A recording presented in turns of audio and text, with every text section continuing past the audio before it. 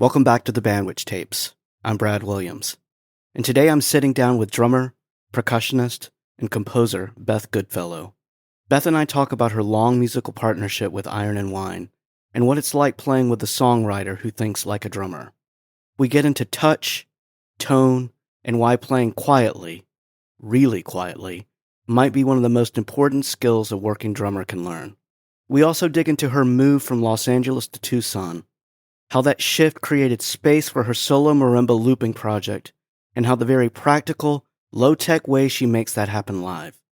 And we talk about her roots, early traditional jazz gigs, studying classical percussion, serving in the Air Force National Guard Band, and recording live in the room with Matt Rawlings. It's a conversation about reinvention, intention, and making the music you actually want to hear. Here's my conversation with Beth Goodfellow.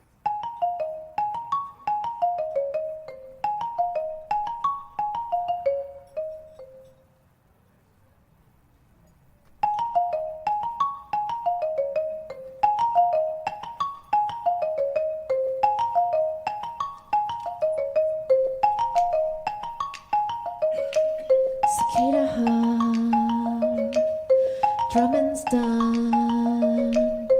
Silence comes as your thumb on my forehead shoosh.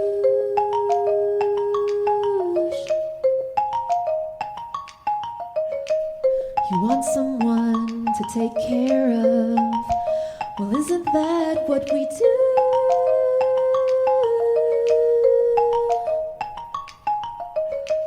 My hopeless heart feels hopeful here. Paint chipped door frame, red wine, cigarette slip dress, bed frame, and nothing stays the same.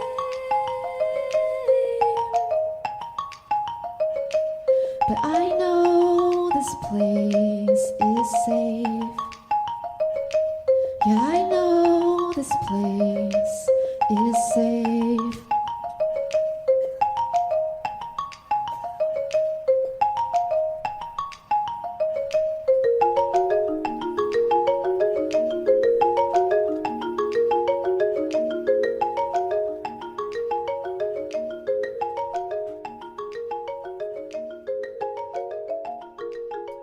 Beth, it is an honor to welcome you to the podcast. How are you today?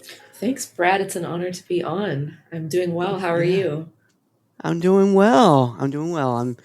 We've had a few scheduling mishaps over the past few weeks, maybe close to a month, and I'm so happy that we're finally getting to sit down and chat with each other. I've been looking forward to this.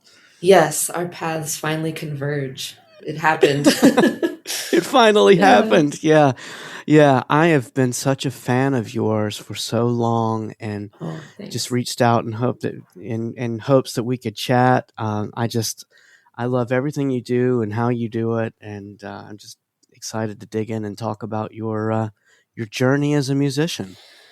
Okay, well, thank you so much for following along and for the kind words, and let's chit chat. Yeah. We were just talking before we started recording. You are going to be embarking on a tour soon. First city, St. Louis, right here where I am. Tell me about that tour and that gig you're doing with Iron and Wine. I love what you do in that band, by the way. Oh, thanks so much, Brad. I feel like my job with Sam and with Iron and Wine, I've been working with Sam now since 2017. And it's been a gig and a job and a musical connection and collaboration that has just completely been like such a great fit for my playing. And I don't think I even realized it at first when I first got the job with Sam, but it has proven to be a connection that has just brought me down so many other musical paths that are either like parallel or perpendicular or very much intertwined, that have just been the right fit for me, the right direction to go. And I recently moved to Tucson, Arizona, through it's a very long story, but basically Iron and Wine collaborated with Calexico way back in 2005, I think, for the first time. And then they collaborated again in 2019. And at that point, I met John and Joey and through Sam, through my job with Sam, and ended up randomly, or maybe not so randomly, playing in with Madison Cunningham, opening for a few of those Iron and Wine Calexico shows. And that brought me back to Tucson and at the Rialto for a second time. And then the more the path brought me back here to Tucson, the more I felt like, what's going on out here? There's something really special. And now I live here, and I've got a little band that I'm in with Hal Gelb, who was the some would say genius behind Giant Sand, and that band that spawned Calexico. And so it's like a full circle sort of journey, kind of coming out here and immersing myself in the music scene here in Tucson. So yeah, but the tour anyway, now I'm blabbing on and on, but I love it. Yeah, so that tour that we're gonna do is gonna be for the new record, the new Iron and Wine record, Hen's Teeth, which is out February 27th. I played on a few tracks on the record, the lead single, In Your Ocean, which is one of my favorite songs I've ever drummed on. And I'm just grateful to Sam for having me along on the journey this long and letting me have the chance to play on the record. And can't wait to do it live. We're heading to New York tomorrow for some rehearsals. So finally get to dig into this new material that I'm really excited to play. Oh, yeah, that's exciting. Yeah, thanks. That's really exciting. Thanks. Yeah. Sorry to blab so much, but no, I love it. No, I there's so many things that I'm going to ask you about from what you just said. I love it. Tell me about what you've noticed as a player, as a musician, maybe some things that were affirmed or maybe that opened your eyes about your own playing by doing this collaboration with Sam in that group. Yeah. So the way Sam plays the guitar is, Sam is a drummer and he loves drums and drummers and paying attention to drum parts and having very specific ideas about drum parts. And when he's playing the guitar, he's very much a percussionist as well as like a great guitarist. And so I feel like my style of playing, which has sort of a percolating quality to it. Like I come from a jazz and classical background. So there's a lot of dynamic and, like nuance. And I can play a straight beat and I can play parts, but where I really love interacting with other musicians is where we are improvising as we go and we're playing off each other dynamically. And so I find that that's very rich when I play with Sam. There's a lot of interplay and it's never the same way twice.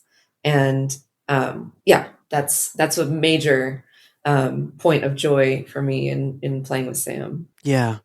It's funny you bring this up because one of the things, and I knew you had a classical background and did a lot of jazz playing. And I was wondering about that.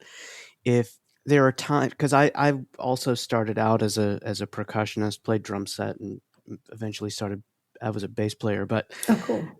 There's so much of, I think of, especially with a classical background, of almost approaching the drum set as a multi-percussion setup instead of necessarily a drum set. You know what I'm like? Yes. There's almost like at least for me, like a mental difference between the two where it's more about parts instead of maybe it's parts that, some that equal a whole of that, but instead of just playing a groove, it's a collection of different parts written for a multi-percussion setup. Do you think about it that way at all? I never did, but now that you mention it, it's very easy to see how that could be the case. Because I remember in college, playing all those John Cage pieces and setting everything up and getting just the right tone. My teacher, Galen Lemon, would encourage me to just get the right tone, get the best tone that I could. And that's how I approach the drum kit with, especially with Iron and Wine, because I'm trying to fit in with, Sam uses strings a lot. We have violin and viola with us for the past couple years. And when I started with him, we were doing cello. So there's a very like woodsy orchestral quality to the music already. And then the upright bass, of course. So yeah, I would say you're right. Like but I also am trying to, I think I've been thinking of, as a jazz player, like, and a classical player, you think about the top part of the kit a lot and what your hands are doing. And I'm been Mm-hmm. working on feeling more rooted and like paying attention to the weight of the kick drum and the how all of that congeals, So trying to, yeah, I think I'm succeeding at bringing more of a drum set mentality to my drum set playing. Yeah, yeah. But no, that's exactly. I was just talking with someone about that the other day. Just that bottom bottom up mentality Mm-hmm. instead of top down Mm-hmm. mentality. Yeah, but I completely understand and agree with what you're saying on that. Yeah.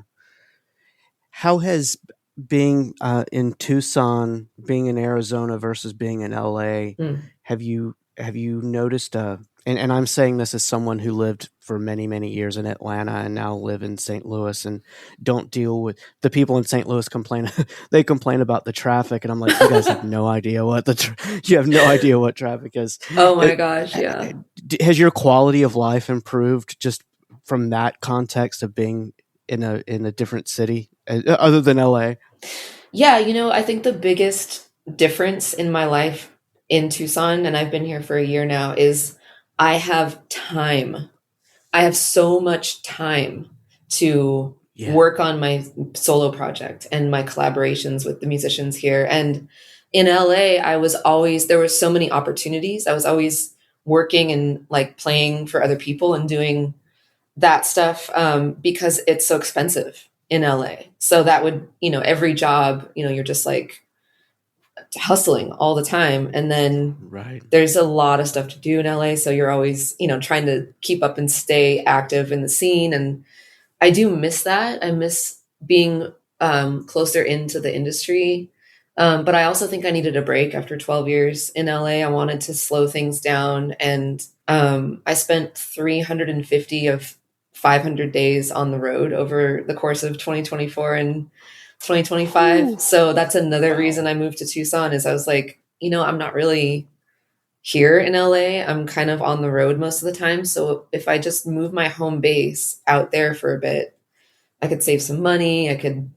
Yeah. So I've definitely noticed. I just did a solo show like a week and a half ago through Arizona Arts, who has been a great organization to work with. Think that was my third collaboration with them. I got to present my marimba looping and I added a vibraphone to the project recently and upright bass. So I played with my friend Tua Lund and we did I feel like it was the most successful presentation I've done with this project simply because I had the time to write and to practice and not worry about how I'm going to pay my rent. Like my quality of life has gone so much up in so many ways since downsizing and sort of like, yeah, just like lowering my overhead so that I have more Yeah. time to work on the art. And I'm really happy with that decision. It's been great. Oh, Yeah. that's wonderful. Yeah. That's wonderful. Yeah, it's really exciting. And, it's, I imagine, like you said, that, the scene is certainly not to the scale of LA, but I know where you are has a great scene and you're getting more time to feel creative, which is going to transfer into every other project that you're getting to do. I'm sure it's just enriching every other project you're getting to do now because you're getting more time to, you know, go back to the creative well, if you will. Yeah, I mean, I'm being enriched by the people around me. The decision to move out here was 6 years in the making. I've been working with, like I mentioned through my job with Sam, working with, I did some backing vocals for a couple Calexico records. My friend Sergio Mendoza is their producer, and he's also an amazing band leader and artist. And um, like multi instrumentalist in his own right. And so that was like an initial connection here. And then through my time out here, I met Brian Lopez and Gabriel Sullivan, who have this amazing band Chicha, which is sort of rooted in their love for Peruvian cumbia. And then they're mashing up all of their other influences on top of that. And that project is is just an incredible inspiration to me. And they both have their own solo projects that I could just go on and on and on. And then when I found out that, how Gelb was sort of the master of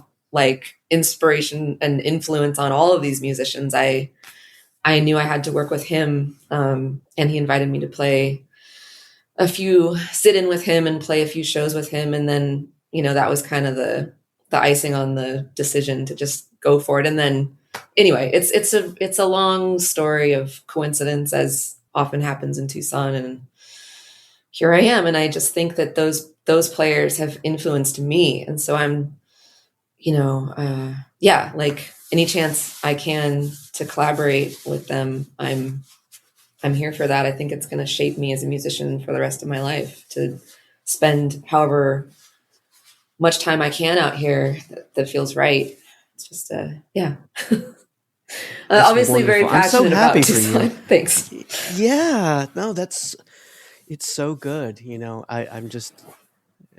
I can feel the happiness and just the excitement in you talking about it. It just fills me with joy that you're getting to collaborate with people and feel fulfilled musically. I mean, that's what it's all about, right? Is getting to just share joy with other people. Yeah, and there were certainly opportunities in Los Angeles to do that too, and I had wonderful experiences in LA, but there's just something about the music in Tucson and about being out here in the desert, and it just feels very like right in my soul. Yeah. Anyway, that's amazing. I'm just overjoyed for you. It's so awesome.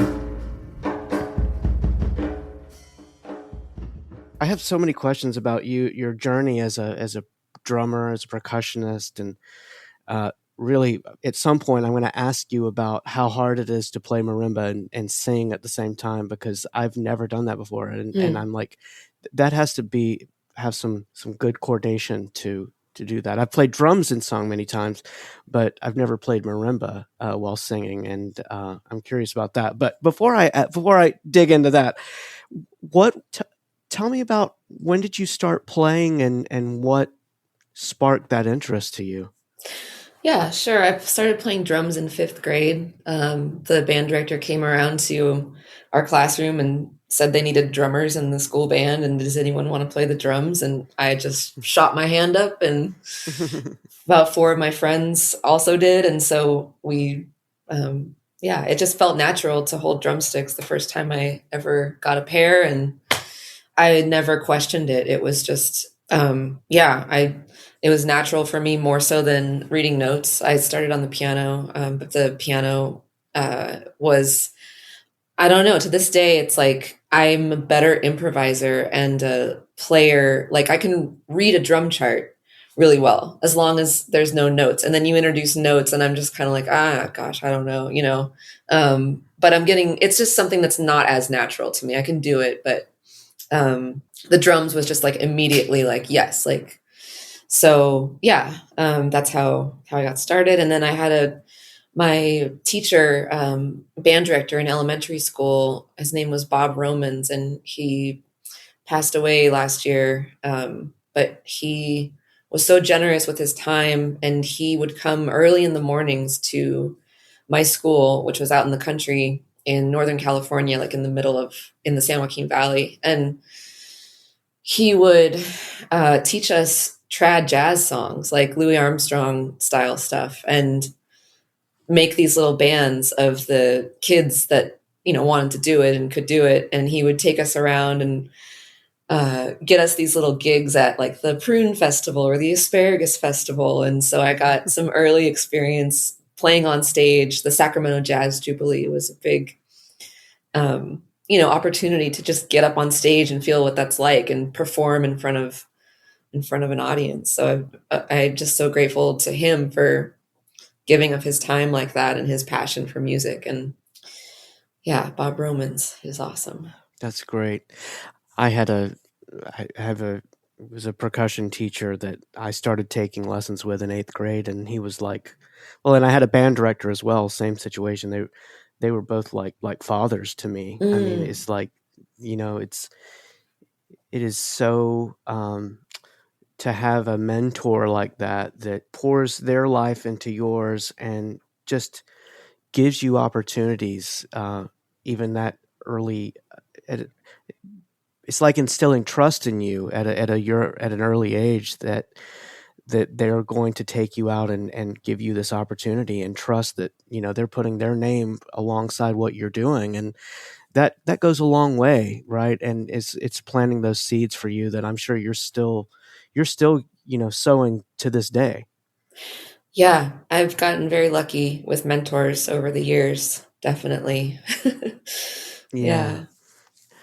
Did you study percussion in college? I know you did you do a military band as well? Yeah, I was in the Air Force National Guard Band of the West Coast for 6 years. I served one term, I guess I forgot what you call it, but when I was 18, I picked my college and I picked the teachers I wanted to study with, and they also happened to be part of this military band that was stationed in the Bay Area. So that was a big deal, to go from the Central Valley of California. I don't know if you know the area, but it's, like Sacramento sort of area. And then if you go 2 hours west, you get to the Bay Area, which is like a different country or something altogether.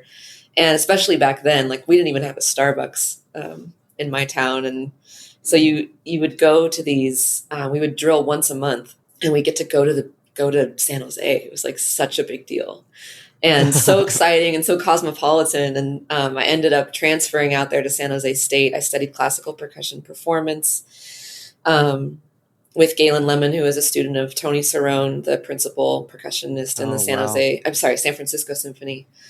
And then, also getting to work beside him in a professional setting like that military band and that was my first touring experience. We had these little tours we would go on in the summer, and yes, so I did study classical percussion. Wow. I'm sure you played out of Portraits in Rhythm. I did as well. Yeah, totally. Oh my God, I can see the cover of that book in my head. That's so funny. Yeah. I think you're the third or fourth percussionist that has been on the podcast that at some point did a military band, I think. Oh, interesting. Russell Hartenberger, who was in Nexus, played with Steve Reich. He was in a band. Oh my God, I love Steve Reich. Me too. Yeah. And then that unknown up and coming drummer named Steve Gadd was also in the military. I was going to say, I think Steve was also from a military background. He's so rudimentary. Yeah, exactly. Yeah. So how was that? So you were doing like classical percussion section type work in the Air Force band, or was there Yes. also drum set? There was a jazz band as well. Yeah. So, Okay. And around that same time, I, my earliest playing experience was on drum kit in a jazz setting.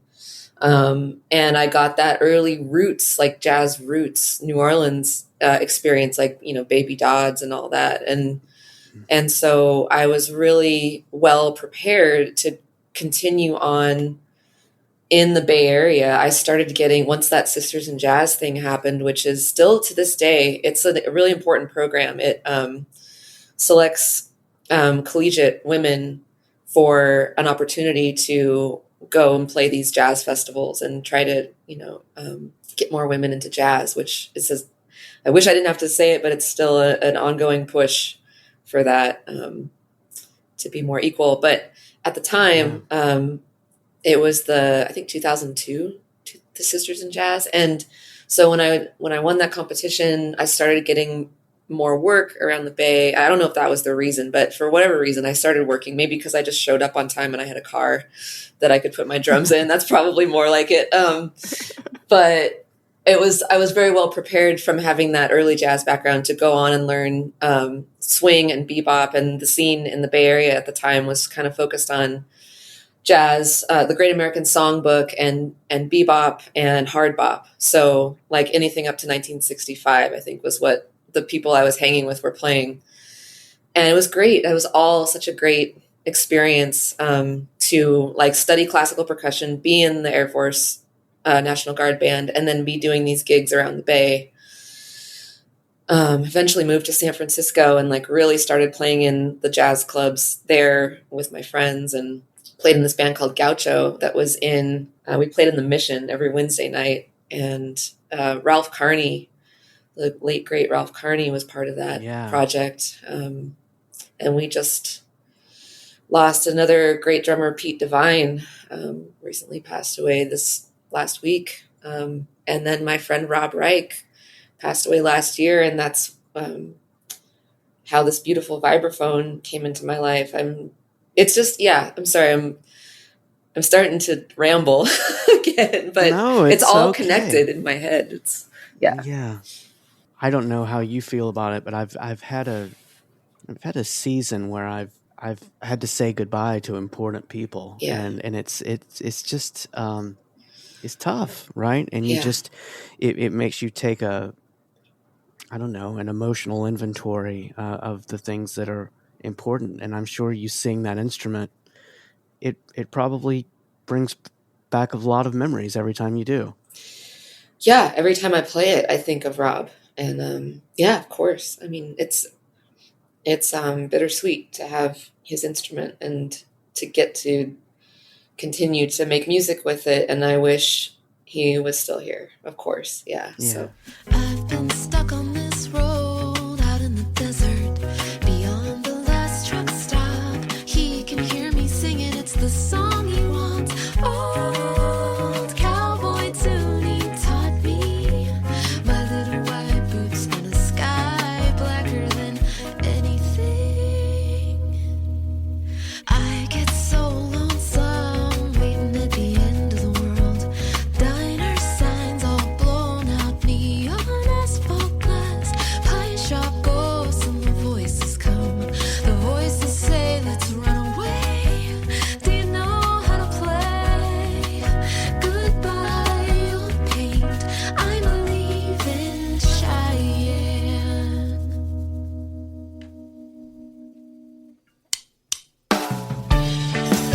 And the highway cries,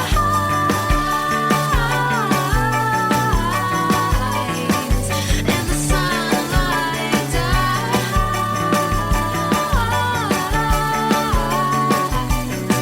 I'll be dreaming his arms around me tight tonight. It's a full moon ride.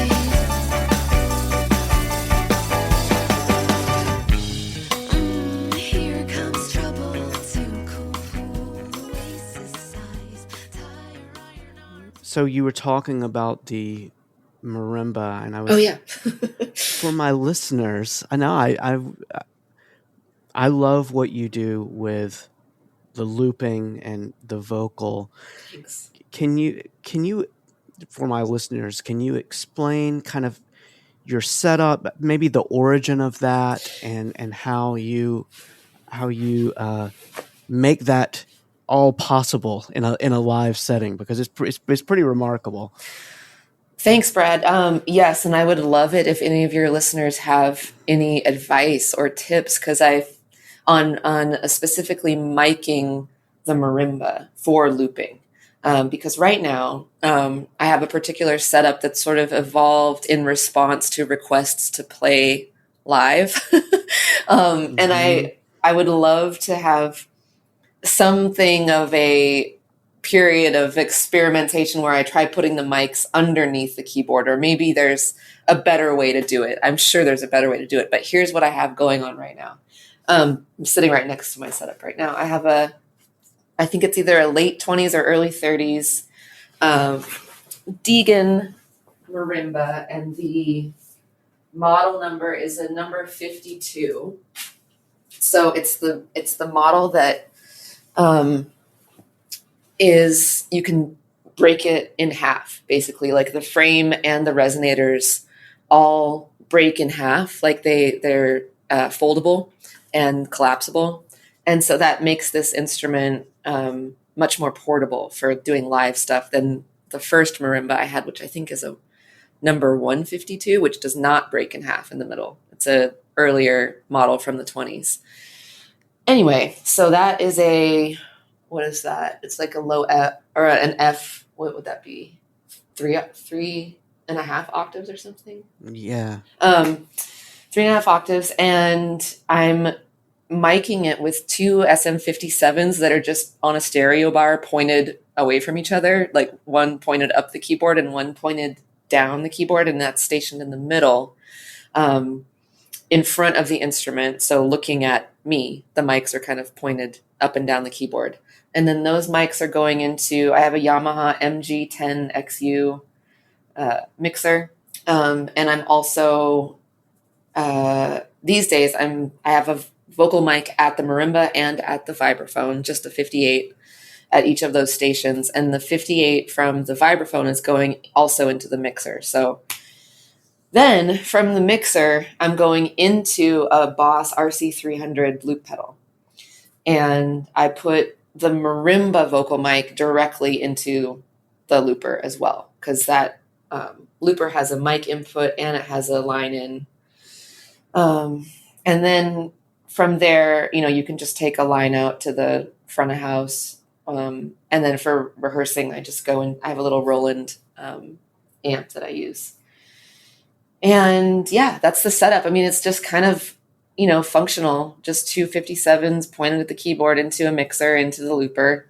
And it would be great to have something fancier, but at the same time, I've never had any issues with this live. Nothing's ever gone wrong or broken or stopped working. I don't really like having a computer up there with me I don't know. I'm kind of trying to be like low tech with it in a way.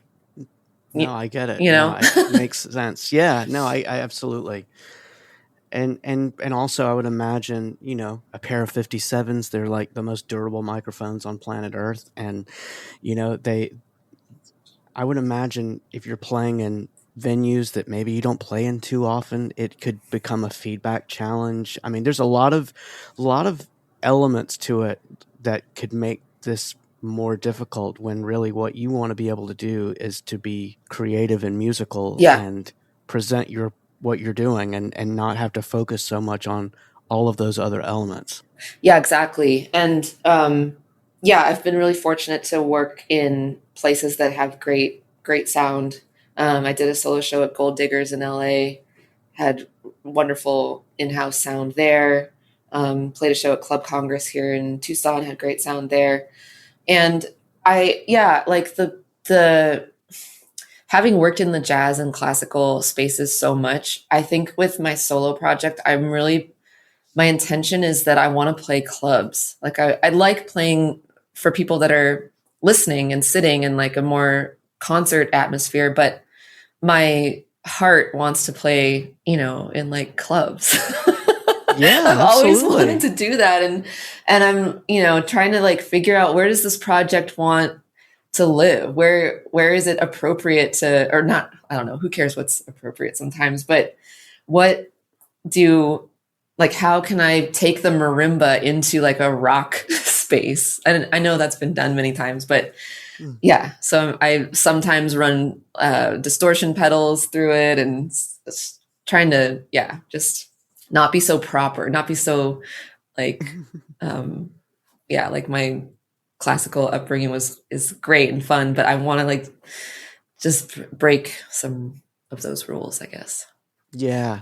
I think that's one of the things that I love the most of that, is that, yeah, you are, you're bending some rules on it. Yeah, the expectation that, you know, you're going to play a, you know, a Bach piece, a Bach cello But I piece, or can't. something like that. I can't. I Right. literally can't. Like I said with my note reading, you know, I'm trying to, and I think honestly, that's like one reason I really like collaborating with How Gelb out here in Tucson, is like, I've been studying his work and seeing what he did with his strengths as a musician. And it's speaking to how I've tried to get around my shortcomings with, I can't play something the same way twice. I am an improviser. And I'm also, I want to, like, one thing he said is like, at a certain point, they, like back in the 80s in Tucson,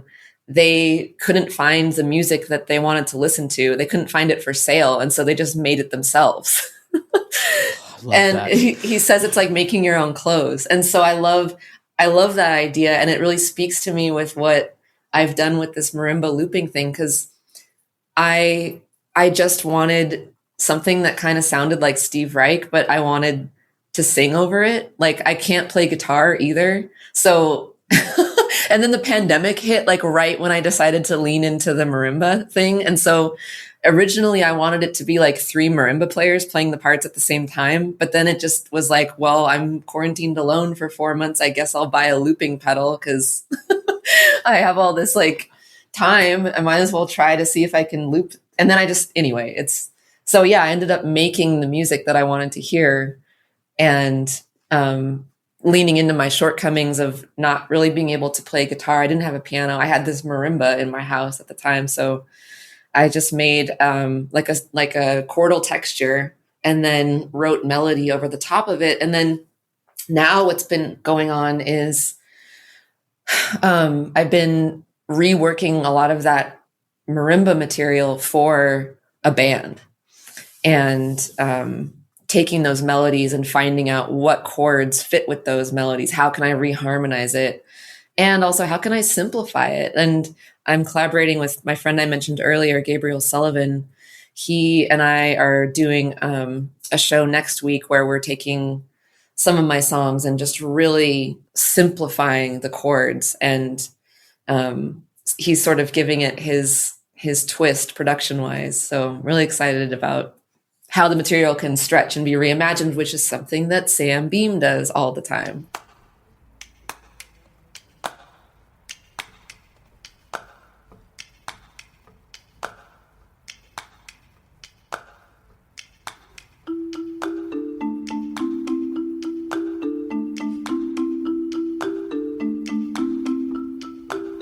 You've said enough of, I'll never win your love. Let's talk of optimistic things. After all the summer heat beat my wings off, I found a way around your wall after all.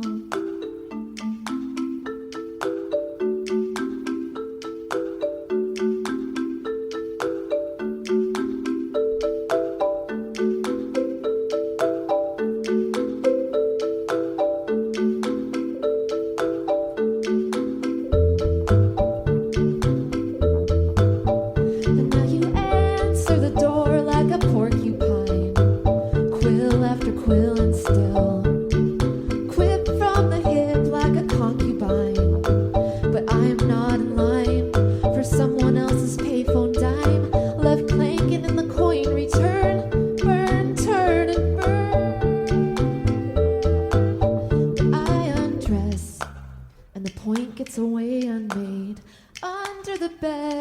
out of reach of the vacuum by a photograph of our first kiss.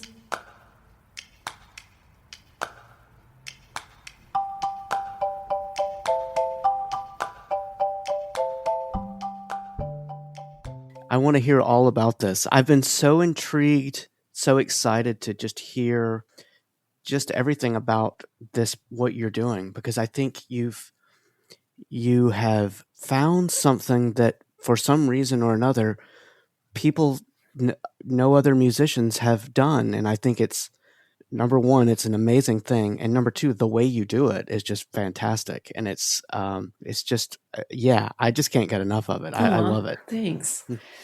Yeah, absolutely. Thanks.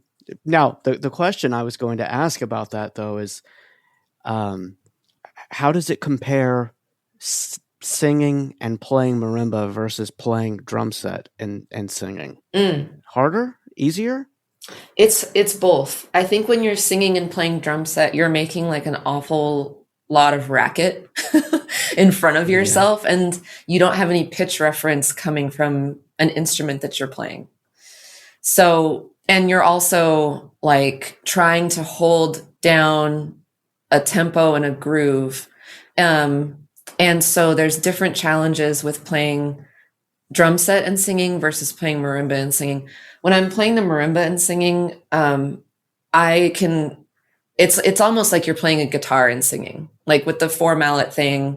And if I'm just arpeggiating a chord and then like singing over that, I can respond to myself and I can push and pull rhythmically if I want to stretch the time and the melody. I have like the freedom to do that. But when I'm drumming and singing, I think I'm trying to like keep the beat steady. And then if I'm singing lead and I want to,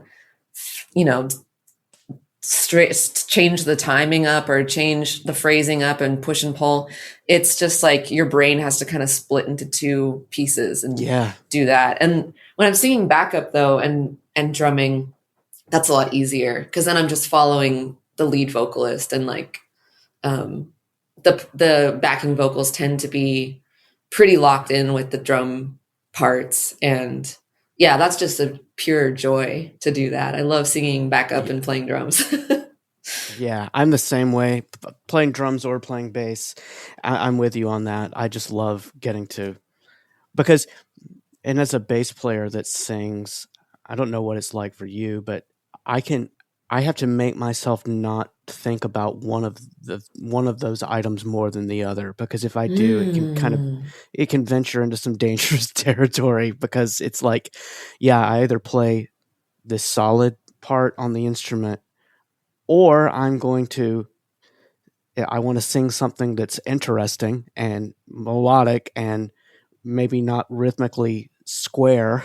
So if I want to move around with the phrasing, if I think about one of those things more than the other, it kind of trips me up. So yeah, I understand like navigating both of those simultaneously can be a challenge. Yeah, it's you're reminding me of the homework I have to do after this call. We're playing 3 songs. I mean, I guess I don't know when this podcast is going to air, but if it's like a couple weeks from now or something like that, I don't know. When is it coming out, do you think? Yeah, it's going to be a few weeks. So yeah. Okay, well then by that time it'll be fine.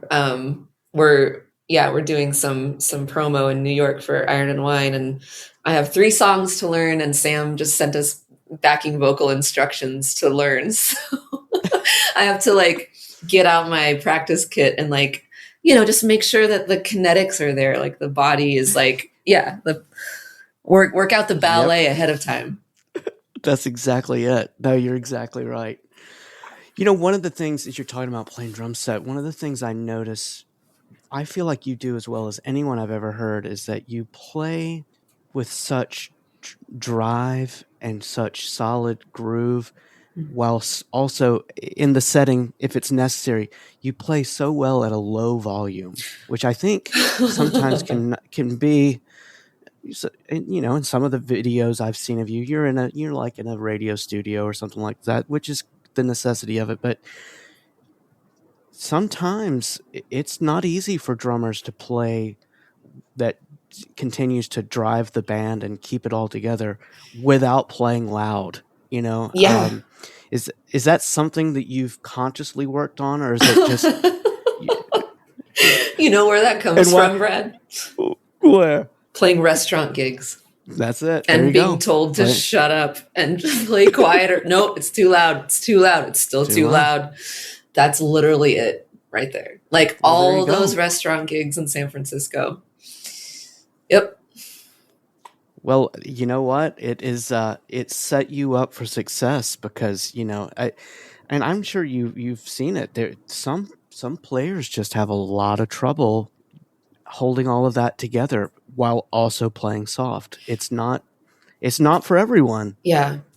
Yeah. Well, also my classical teacher, there's technique behind it too, like the way you grab the stick. Like you have to have a gentle grip on the stick and you have to let it fall, and you can't be playing through the drum. You have to be playing off the drum and letting the drum do the speaking, right? So yeah. And then just like any tuning that you apply to the kit is also going to affect your tone at various volumes. So if your tom heads are too loose, you're going to have to play harder in order to get them to speak. So you want to have like a balance between how your drums are tuned and the volume that you expect you're going to be playing at. And then there's various ways of dampening, and all these things are important. So yeah. Yeah. There are a lot of factors at play. Mm-hmm. That contribute to all of that. There's like, people just think, oh, you just sit down at a set of drums and it just kind of happens. No, there's like heads and tuning and muffling and sticks and where you play on the drum and how playing on top of the drum versus playing through the drum. And I mean, there is so much involved in that. So yeah. Right. Yeah. Well, you play so musically and just so, it's wonderful.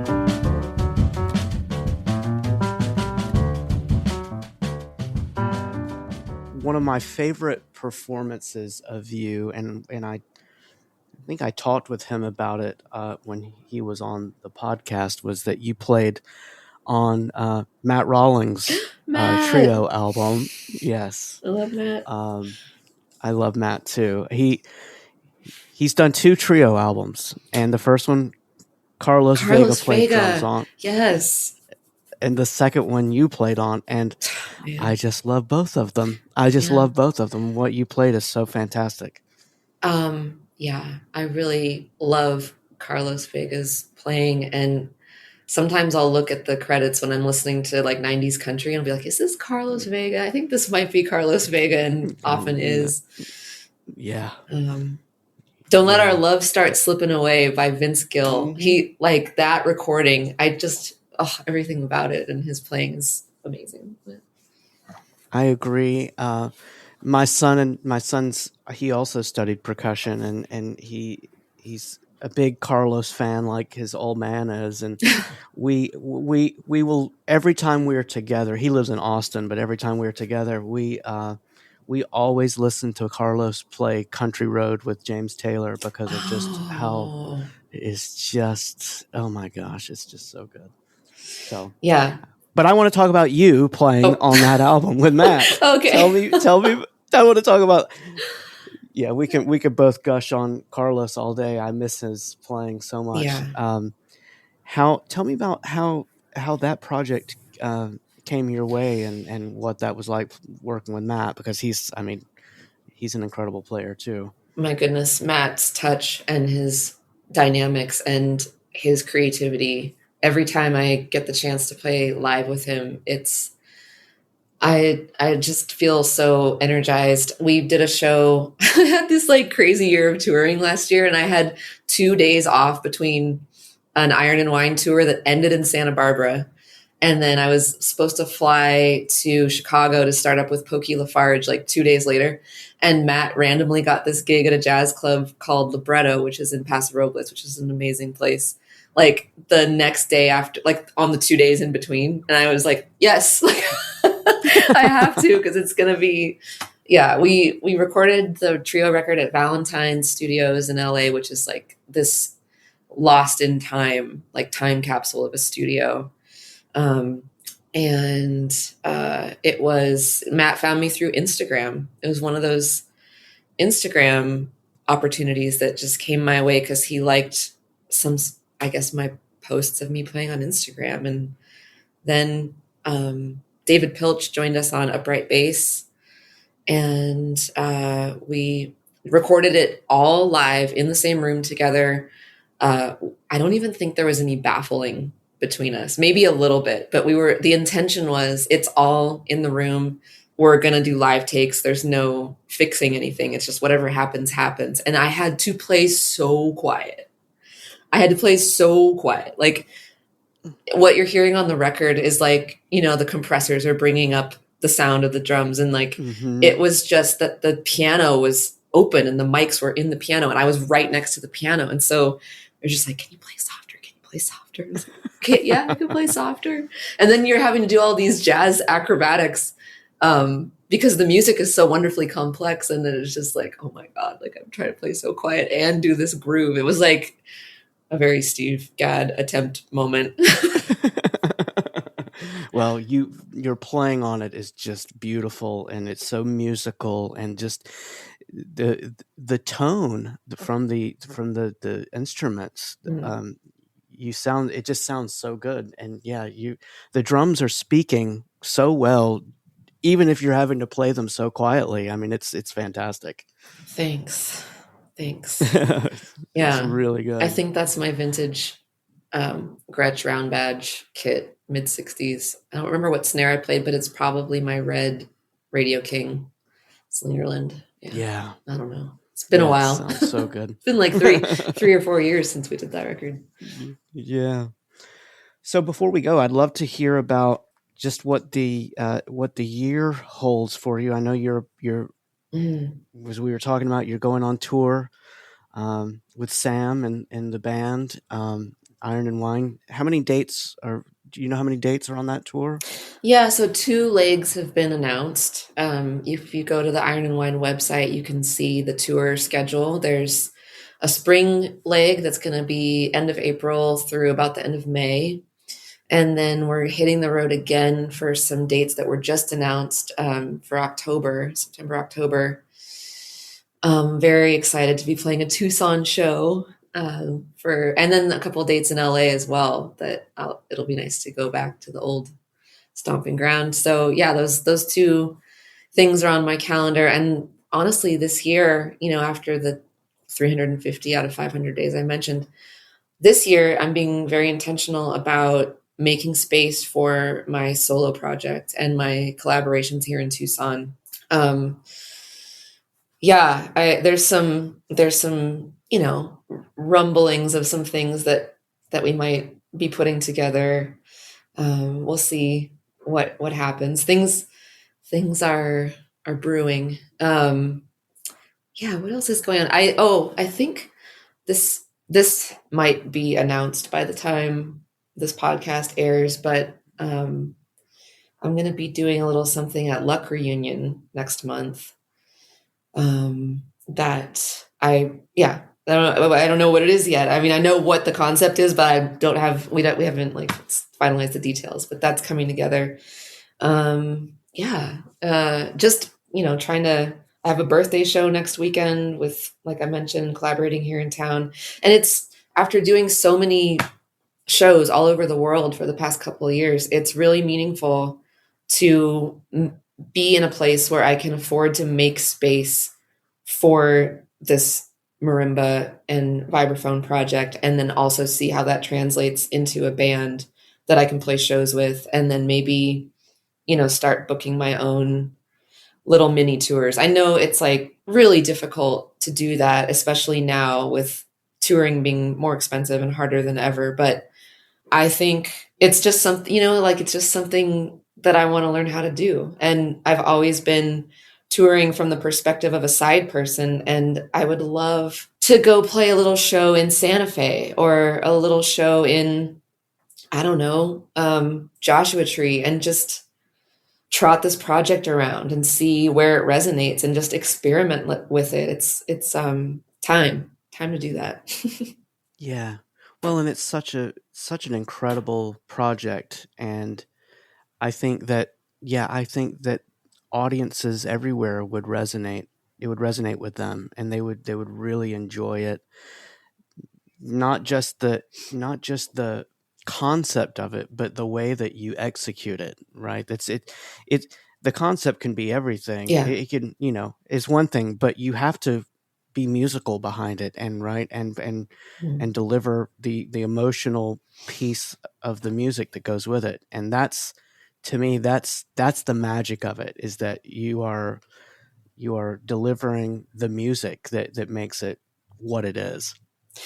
Thank you. It's all been a really nice surprise that people even want to invite me to play this project out. So I'm grateful for every opportunity to do it, and thank you for being interested in talking about it. Yeah, absolutely.